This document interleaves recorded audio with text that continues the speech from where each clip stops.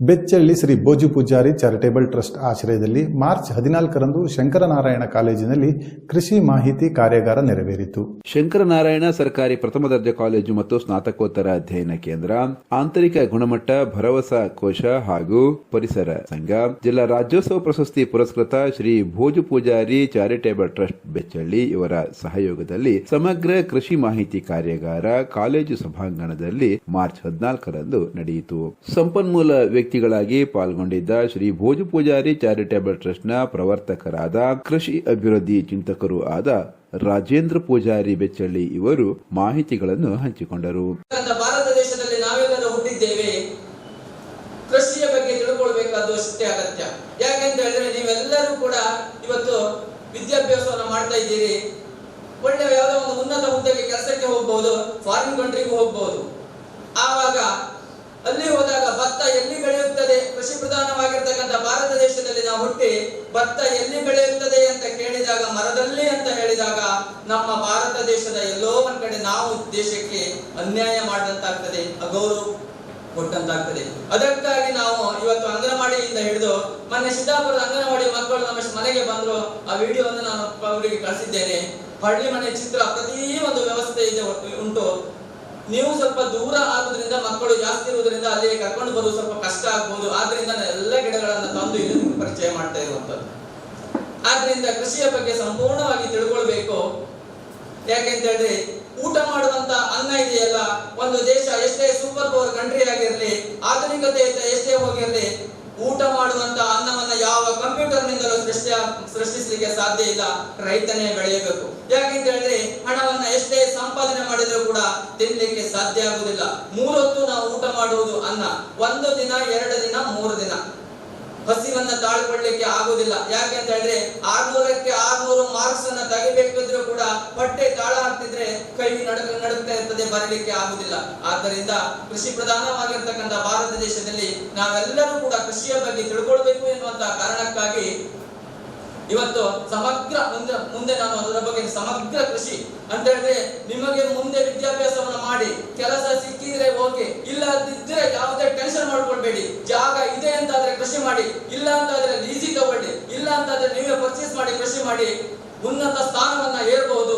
ಕೃಷಿ ಕ್ಷೇತ್ರದಲ್ಲಿ, ಕೃಷಿಯ ಪ್ರಧಾನವಾದ ನಮ್ಮ ದೇಶದಲ್ಲಿ ಪ್ರಥಮ ಆದ್ಯತೆ ಇರುವುದೇ ಕೃಷಿಗೆ. ಕೃಷಿಗೆ ನೀವು ಗೌರವ ಕೊಟ್ರಿ ಅಂತಾದ್ರೆ ಈ ದೇಶಕ್ಕೆ ನೀವು ಗೌರವ ಕೊಟ್ಟಂತೆ ಎನ್ನುವಂತಹ ಒಂದು ಮಾತಿನೊಂದಿಗೆ ನನ್ನ ಪ್ರಾಸ್ತಾವಿಕ ಮಾತನ್ನು ಮುಗಿಸ್ತಾ ಇದ್ದೇನೆ.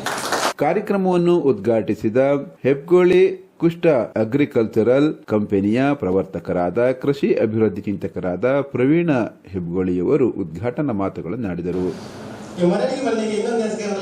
ಈಗ ಎ ಟೆಕ್ನಾಲಜಿ ಬಂದಿದೆ, AI ಅಂದ್ರೆ ಮುಂದಿನ ದಿನದಲ್ಲಿ ಕೆಲಸ ಎಲ್ಲ ಕಮ್ಮಿ ಆಗುತ್ತೆ.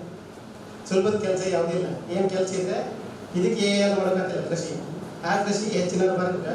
ಆದಷ್ಟು ಇಂಟ್ರೆಸ್ಟ್ ತಕ್ಕನೆ ಈಗಲೇ ಮಾಹಿತಿ ತಕೊಂಡು ಒಳ್ಳೆಯದ.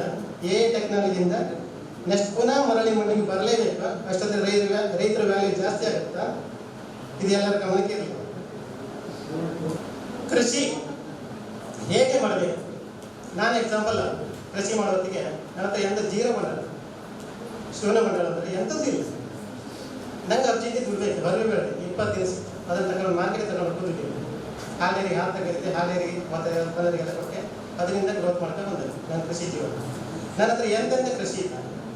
ಕೋಳಿ ಇದೆ, ನಾಟಿ ಕೋಳಿ ಇದೆ, ಮೇಕೆ ಇದೆ, ಜೇನು ಕೃಷಿ ಇದೆ, ಕೃಷಿ ಇದೆ, ಅರಣ್ಯ ಕೃಷಿ ಇದೆ, ವೀಳ್ಯದಲ್ಲಿ ಇದೆ, ಕಾಳುಮೆಣಸು ಇದೆ, ತೆಂಗು ಇದೆ, ಅಡಿಕೆ ಇದೆ, ಹಣ್ಣಲ್ಲಿ ಹೆಚ್ಚು ಕಮ್ಮಿ ಒಂದು 100 ವೆರೈಟಿ ಮೇಲಿದೆ, ಬಾಳೆಯಲ್ಲಿ 9 ವೆರೈಟಿ ಬಾಳೆಹಣ್ಣು ಇದೆ, ಆಮೇಲೆ ನರ್ಸರಿ ಇದೆ, ಪಪ್ಪಾಯ ಹಣ್ಣು, ಪೈನಾಪಲ್, ಹೀಗೆ ವೆರೈಟಿ ತುಂಬ ಕೆಲಸ ಇದೆ. ಅದ್ರ ಜೊತೆ ನನ್ನ ತೋಟದಲ್ಲಿರೋ ಒಳ್ಳೊಳ್ಳೆ ಗಿಡವನ್ನು ನರ್ಸರಿ ಕೂಡ ಮಾಡ್ತಾ ಇದ್ದೆ. ಆಮೇಲೆ ಈಗ ಮೌಲ್ಯವರ್ಧಕ ಉತ್ಪನ್ನದ ಕಂಪನಿಯೂ ಕೂಡ ಇದೆ, ಅದು ಆಮೇಲೆ ತಗೊಂಡೆ. ಶಂಕರನಾರಾಯಣ ಸರ್ಕಾರಿ ಪ್ರಥಮ ದರ್ಜೆ ಕಾಲೇಜಿನ ಪ್ರಾಂಶುಪಾಲರಾದ ಡಾಕ್ಟರ್ ವೆಂಕಟರಾಮ ಭಟ್ ಅವರು ಅಧ್ಯಕ್ಷೀಯ ಮಾತುಗಳನ್ನಾಡಿದರು. ದುರ್ಭಿಕ್ಷ ಅಂತ ಎಲ್ಲಿ ಒಂದ್ ಕಡೆ ವ್ಯಂಗ್ಯ ಮಾಡ್ಲಿಕ್ಕೆ ಶುರು ಮಾಡಿದ್ರು. ಕೃಷಿ ಜಾಸ್ತಿ ದುರ್ಭಿಕ್ಷ ಅಂತ ಹೇಳಿ, ಕೃಷಿ ಮಾಡಿದವನಿಗೆ ಯಾವತ್ತೂ ದುರ್ಭಿಕ್ಷೆ ಕಷ್ಟ ಬರುವುದಿಲ್ಲ ಅಂತ ಹೇಳಿ ಪ್ರಾಚೀನ ಕಾಲದಿಂದ ಹೇಳ್ತಾ ಬಂದಿದ್ದಾರೆ.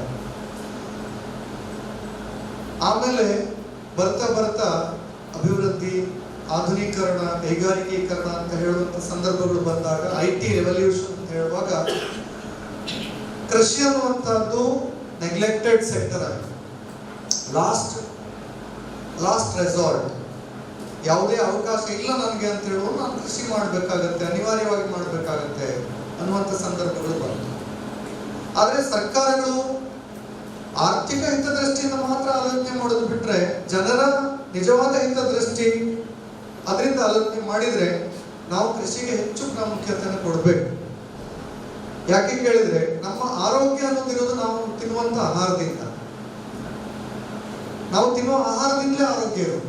ಆಹಾರವೇ ಔಷಧ ಆಗ್ಬೇಕು ಅಂತ ಹೇಳ್ತಾರೆ, ಆಹಾರವೇ ಔಷಧ ಆಗ್ಬೇಕು ಅಂತ ಹೇಳ್ತಾರೆ. ಔಷಧ ಆಹಾರ ಆಗ್ಬಾರ್ದು, ಅಷ್ಟಕ್ಕೆ ಮಾತ್ರ ತಗೊಳ್ಳೋ ಪರಿಸ್ಥಿತಿ ಯಾರಿಗೂ ಬರ್ತದೆ.